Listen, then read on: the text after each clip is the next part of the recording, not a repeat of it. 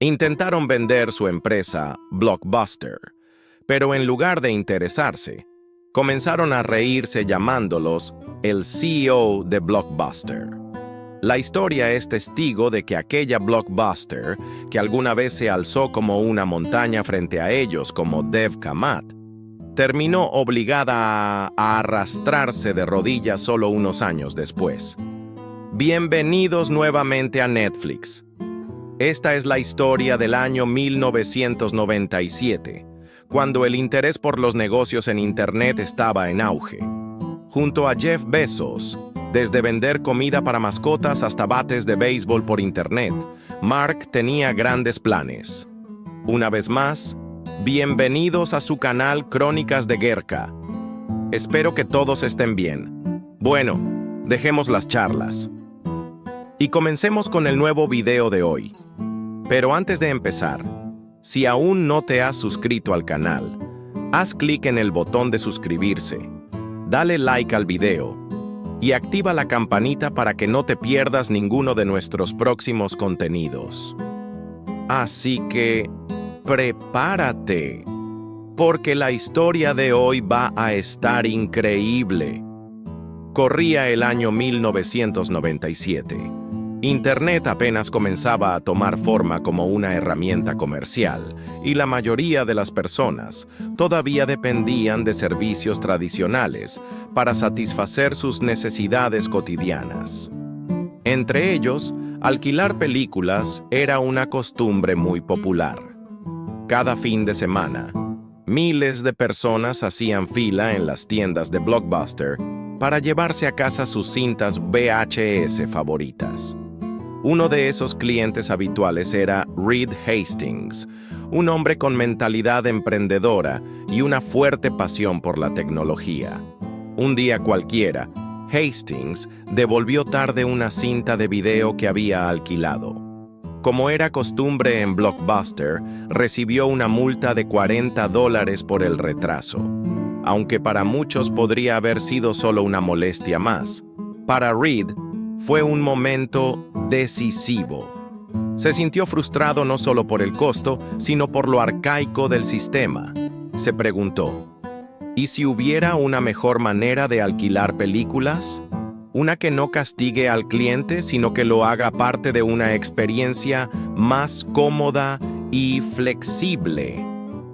Fue entonces cuando decidió hablar con su amigo y colega Mark Randolph.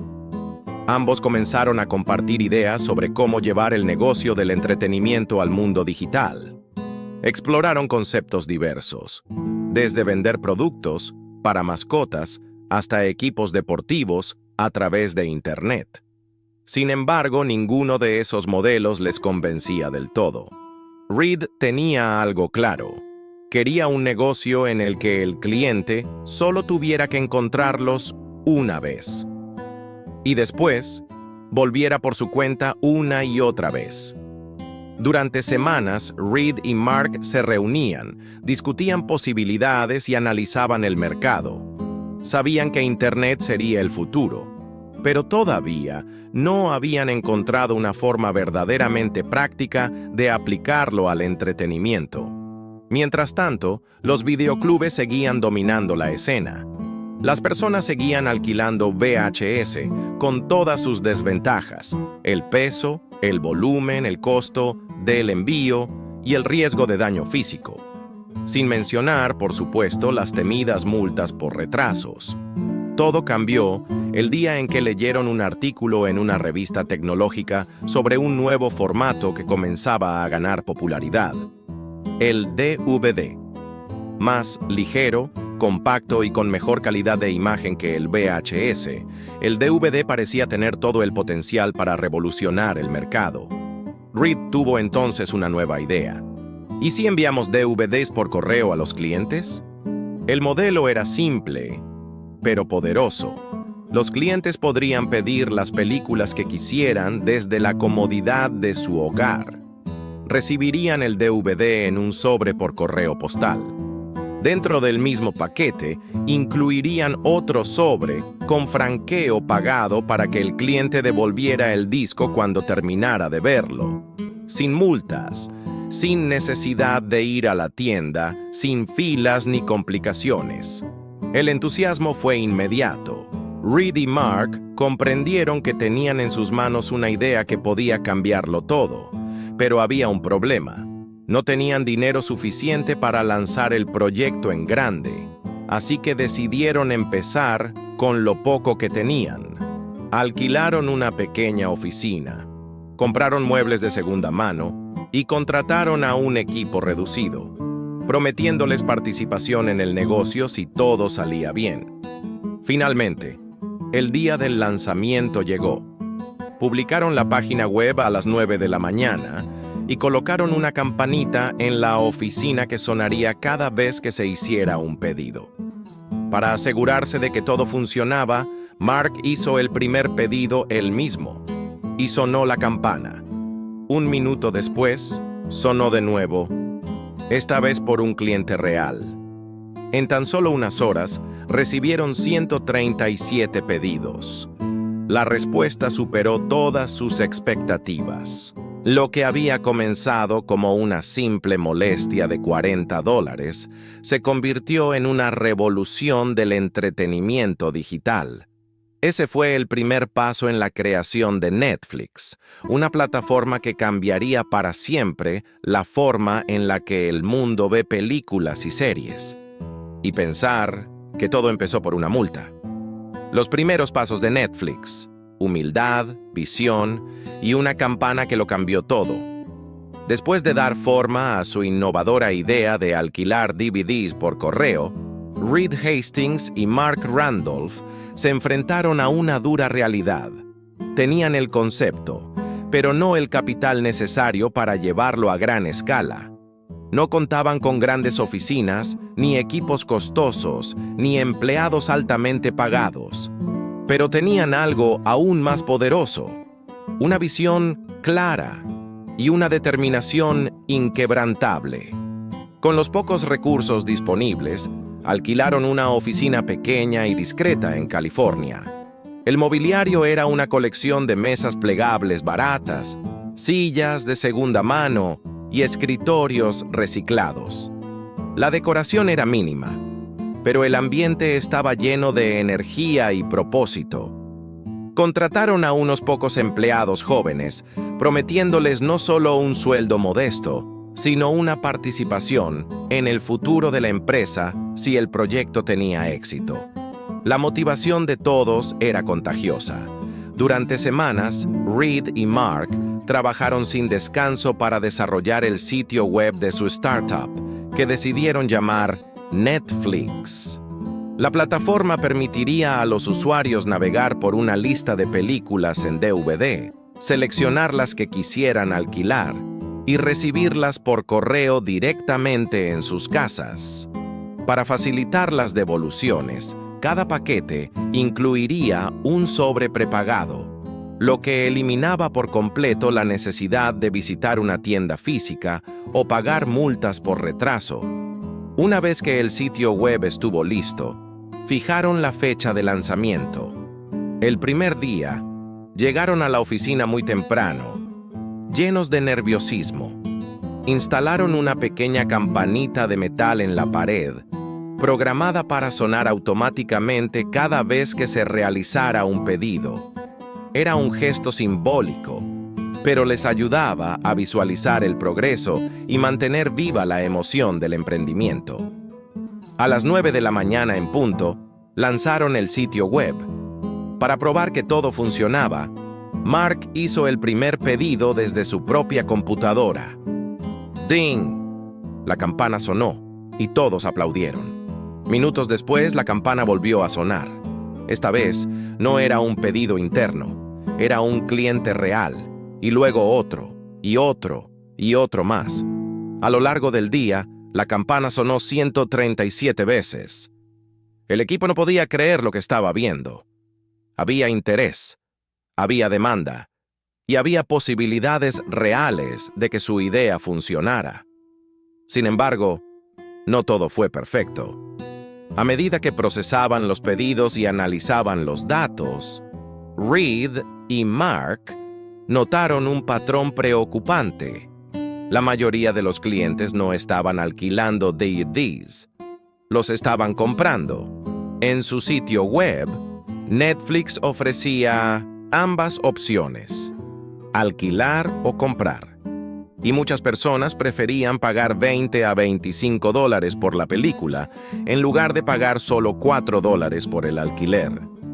Esto presentaba un desafío estratégico. Reed y Mark sabían que vender DVDs era un negocio limitado.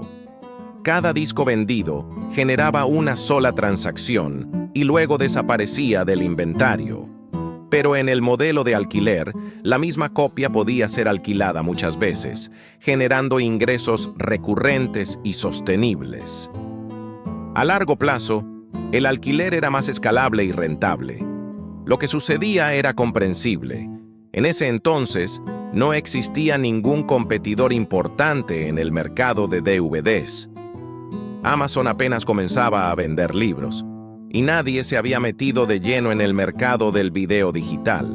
Netflix estaba solo en el campo, y por eso muchos usuarios vieron la plataforma como una tienda en línea para comprar películas, más que un servicio de alquiler. Para cambiar esta percepción, Reed y Mark comenzaron a ajustar su estrategia. Decidieron enfocarse más en educar al cliente sobre los beneficios del alquiler, sin gastos de envío, sin multas, sin complicaciones. Además, el modelo de suscripción mensual empezaba a tomar forma en sus mentes como una forma de fidelizar al cliente y asegurar ingresos constantes. Pero había otra preocupación que los inquietaba. ¿Qué pasaría cuando gigantes como Amazon entraran en el mercado del video? ¿Cómo competirían con presupuestos tan limitados? Por el momento, no tenían respuesta para eso, pero sí sabían una cosa. Si querían que Netflix sobreviviera, tenían que convencer al mundo de que alquilar era mejor que comprar. Aquel día, con 137 pedidos, una oficina modesta y una pequeña campana de metal que aún resonaba en sus oídos, había comenzado algo grande. Y aunque los desafíos apenas comenzaban, Reed y Mark estaban listos para enfrentarlos, paso a paso. El día que Blockbuster se rió y comenzó su caída. A medida que Netflix crecía, los desafíos también lo hacían. Aunque la idea de alquilar DVDs por correo había encontrado una respuesta positiva, el camino hacia la estabilidad financiera aún estaba lleno de obstáculos.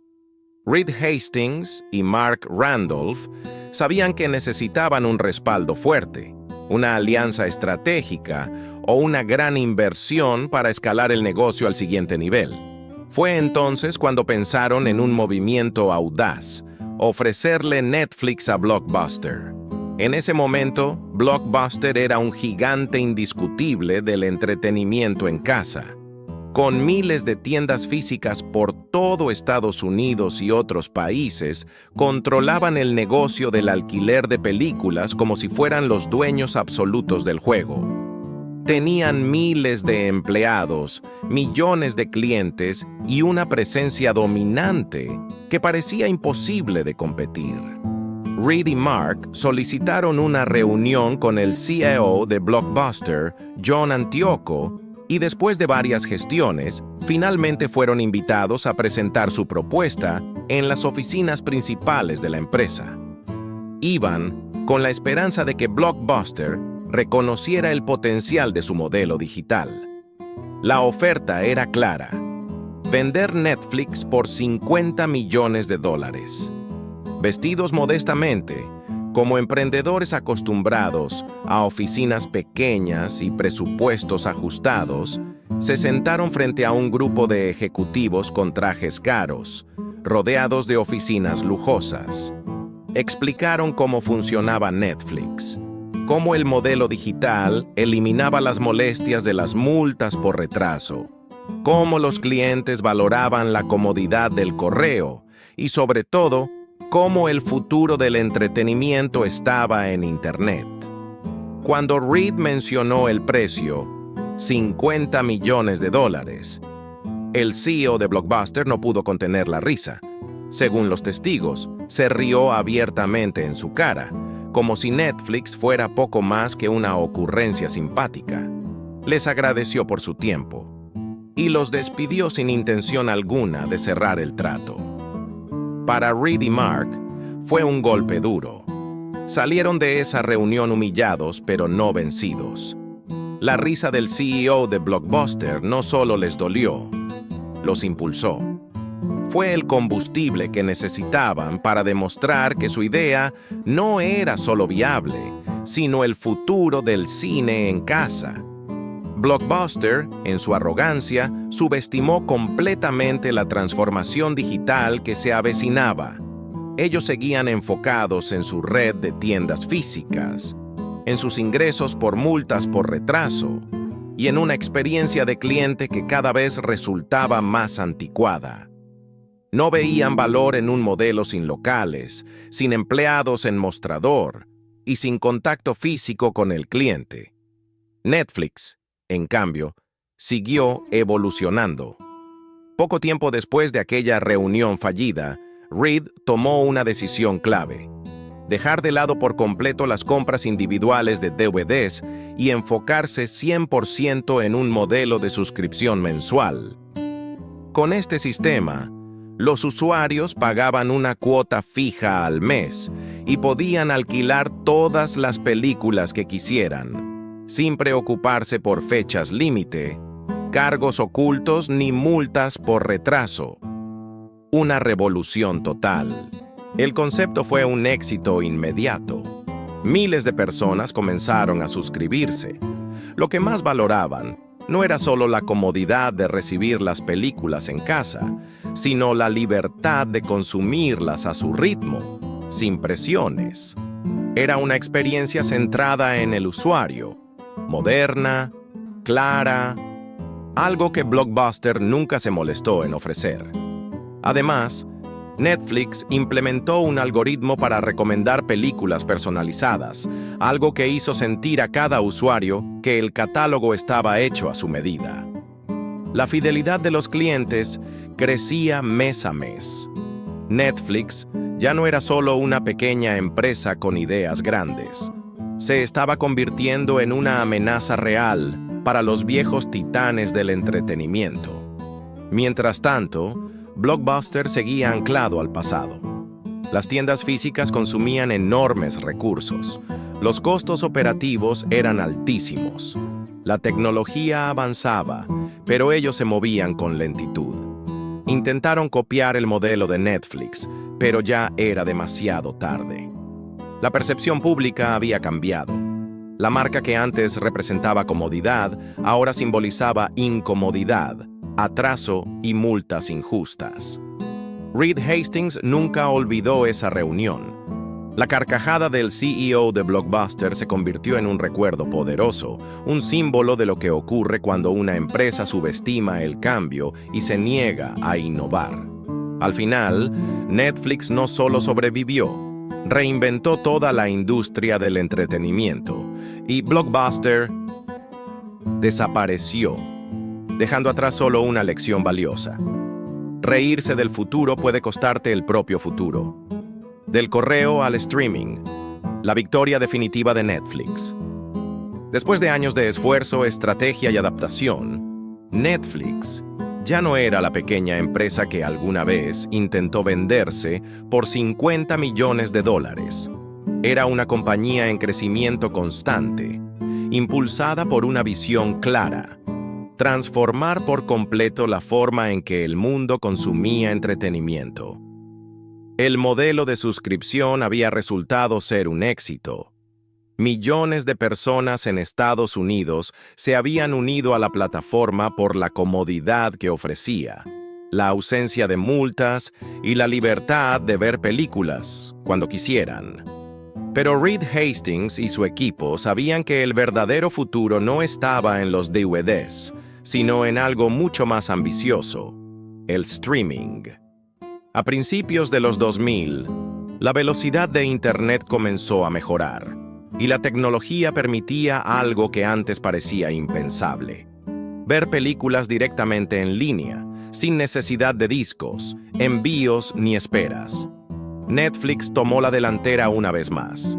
Lanzaron su servicio de streaming en 2007, ofreciendo a sus suscriptores la posibilidad de acceder a una biblioteca digital desde cualquier computadora.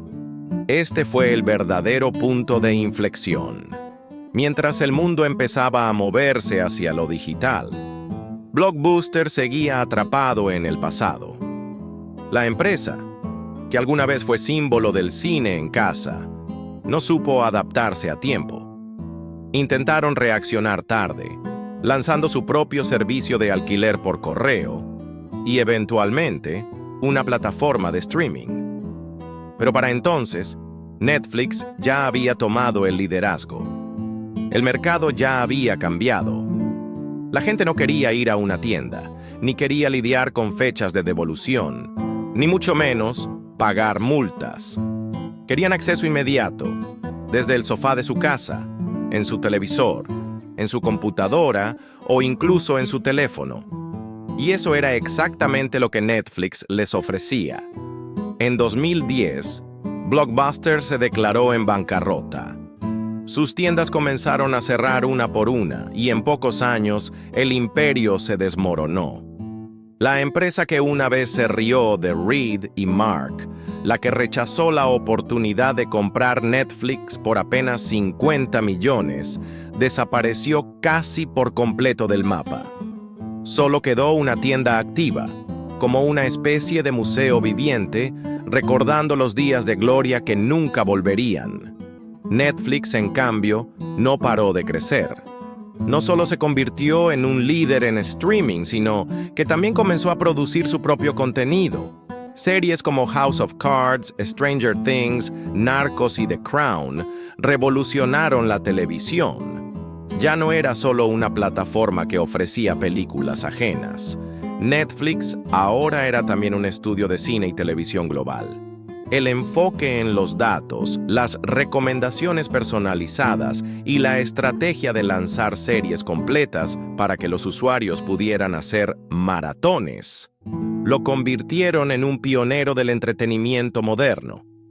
Años después, otras plataformas como Disney Plus, HBO Max, Amazon Prime y Apple TV intentarían seguir sus pasos. Pero Netflix ya había marcado la pauta. Hoy en día, Netflix vale más de 288 mil millones de dólares. Tiene oficinas en todo el mundo, produce contenido en múltiples idiomas y llega a más de 190 países. Su transformación de un servicio de alquiler por correo a una superpotencia del entretenimiento digital es una de las historias empresariales más inspiradoras del siglo XXI. ¿Y Blockbuster? Blockbuster vive ahora solamente en la memoria de quienes recuerdan sus pasillos llenos de estanterías, las noches de viernes, buscando una película para ver con la familia y las temidas multas por retraso. Su caída se convirtió en una lección de oro en el mundo de los negocios. No subestimes el cambio y nunca ignores la innovación. Reed Hastings, quien alguna vez pagó una multa de $40 por devolver una cinta tarde, terminó fundando una de las empresas más influyentes del planeta. Lo que comenzó como una simple frustración personal, terminó siendo una revolución global. Y así, Netflix no solo sobrevivió, reinventó el entretenimiento.